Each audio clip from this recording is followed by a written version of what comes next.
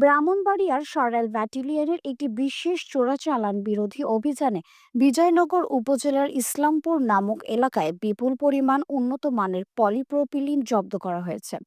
জব্দকৃত মালামালের আনুমানিক বাজার মূল্য প্রায় 2,20,00,000 টাকা। 10 সেপ্টেম্বর বুধবার ভোর 4টা 30 মিনিটে সরাইল ব্যাটালিয়নের 25 বিজিবির একটি বিশেষ টহল দল ইসলামপুর এলাকায় অভিযান চালিয়ে একটি সন্দেহভাজন পিকআপ তল্লাশি করেন।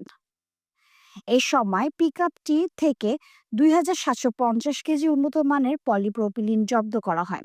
মালামালটির কোনো বৈধ মালিক না থাকায় এটিকে চোরাচালান বলে ধারণা করা হচ্ছে। জব্দকৃত পণ্য আখাউড়া কাস্টমস অফিসে হস্তান্তরের প্রক্রিয়ার বর্তমান চলমান রয়েছে। ব্রাহ্মণবাড়িয়ার বিজয়নগর উপজেলা ও পার্শ্ববর্তী হবিগঞ্জ জেলার মাধবপুর উপজেলার সীমান্ত পথে ভারত থেকে অবৈধভাবে চোরাচালান ও মাদকদ্রব্য প্রবেশ ঠেকাতে 25 বিজিবি অঙ্গীকারবদ্ধ এবং ভবিষ্যতেও এই ধরনের অভিযান অব্যাহত থাকবে জানিয়েছে সরাইল ব্যাটালিয়ন 25 বিজিবি।